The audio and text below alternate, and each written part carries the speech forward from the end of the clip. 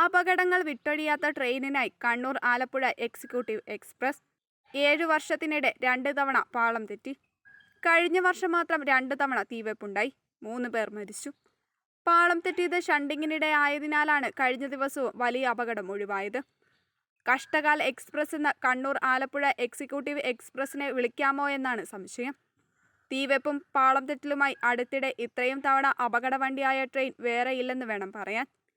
Local police മുതൽ NIA വരെ തുടർച്ചയായി കയറിയിറങ്ങിയ വേറെ വണ്ടി ഉണ്ടാകുമോ എന്നതും ഒരു ചോദ്യമാണ്.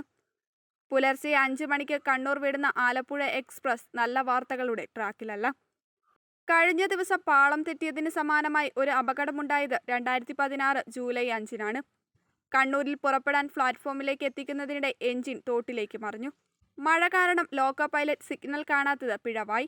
ഒരാൾക്ക് പരിക്കേറ്റു. എഞ്ചിൻ പിന്നീട് പൊളിച്ചുവിറ്റു. 2023 ഏപ്രിൽ 2-ന് രാത്രി കേരളം ഞെട്ടിയ ട്രെയിൻ തീവെപ്പും ഇതേ വണ്ടിയിലായിരുന്നു. ആലപ്പുഴയിൽ നിന്നുള്ള മടക്കയാത്രയിൽ എലത്തൂരിൽ D1 കോച്ചിന് തീവെച്ചു. പ്രതി ഷാരൂഖ് സൈഫി. 3 മരണം, 9 പേർക്ക് പരിക്ക്. 2 മാസം തികഞ്ഞില്ല. ജൂൺ 1-ന് ഇതേ ട്രെയിനിൽ വീണ്ടും തീവെപ്പ്. കണ്ണൂരിൽ നിർത്തിയിട്ട ട്രെയിനിന് തീവെച്ചത് കൊൽക്കത്ത സ്വദേശി പ്രസോൺജിത്ത്. ഇയാൾക്ക് മാനസിക പ്രശ്നങ്ങൾ. ഒരു കോച്ച് പൂർണ്ണമായും കത്തി. ഇപ്പോഴിതാ വീണ്ടും പാളം തെറ്റൽ. ഷണ്ടിങ്ങിനിടെ തെന്നിമാറിയത് 2 കോച്ചുകൾ.